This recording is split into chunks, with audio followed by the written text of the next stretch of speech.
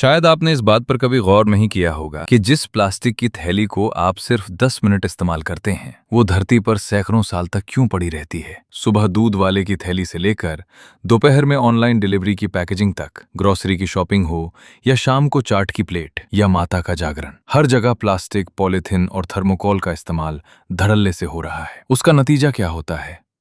नदियां प्रदूषित हो रही हैं, जमीन और भूजल दोनों प्रभावित हो रहे हैं। एक अनुमान के मुताबिक भारत हर साल लगभग 9.4 मिलियन टन प्लास्टिक कचरा पैदा करता है और उसका करीब 40% हिस्सा कभी किसी कलेक्शन सिस्टम तक पहुंचता ही नहीं। तो फिर इस लाखों टन प्लास्टिक के कचरे का होता क्या है? एक बड़ा हिस्सा खुले में पड़ा रह जाता है, कुछ नालियों में फंसता है, कुछ खेतों में दब जाता है, कुछ जानवर खा लेते हैं और इनमें से कुछ धीरे धीरे छोटे टुकड़ों में टूटकर हमारे खाने और पानी तक पहुंच जाता है। ये कई सालों से हो रहा है और सरकार भी आंखें मूंदे बैठी रही। लेकिन जब हालात बद से बदतर होने लगे, तब आखिरकार भारत को सिंगल यूज प्लास्टिक पर सख्ती करने के लिए मजबूर होना पड़ा। 2022 में सरकार ने उन प्लास्टिक आइटम्स पर बैन लगाना शुरू किया जिनकी उपयोगिता कम थी और जो कूड़ा ज्यादा फैलाते थे, जैसे प्लास्टिक स्ट्रॉ, कटलरी, पतले कैरी बैग, थर्मोकोल की सजावट, कैंडी स्टिक और छोटे प्लास्टिक बैनर। सरकार का इरादा सिर्फ प्लास्टिक पर रोक लगाना नहीं था, इरादा था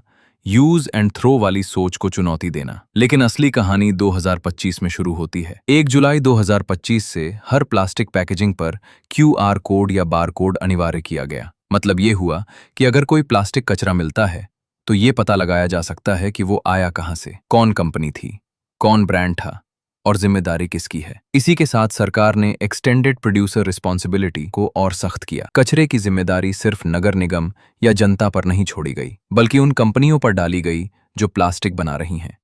अगर आप प्लास्टिक बनाने वाली कंपनी हैं, तो अब आप किसी भी बैन किए गए सिंगल यूज प्लास्टिक का उत्पादन नहीं कर सकते। अगर नियम तोड़े गए तो लाइसेंस सस्पेंड हो सकता है।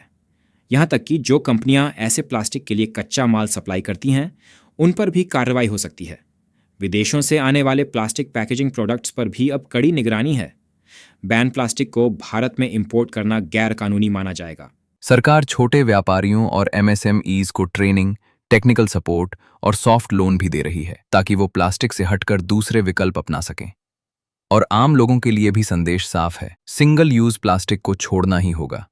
इसके अलावा कोई चारा नहीं है। रीयूजेबल या कंपोस्टेबल विकल्प अपनाइए, क्योंकि यह कानून सिर्फ फैक्ट्री या दुकान तक सीमित नहीं है, ये सप्लाई चेन की हर कड़ी को छूता है।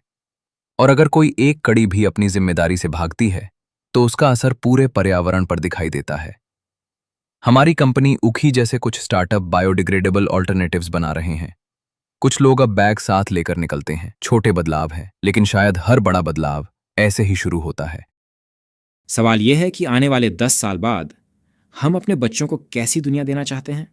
ऐसी दुनिया जहां नदियों में पानी से ज्यादा प्लास्टिक हो, जहां जमीन कूड़े के पहाड़ों से ढक जाए, या फिर ऐसी दुनिया जहां विकास और पर्यावरण साथ साथ चल सकें?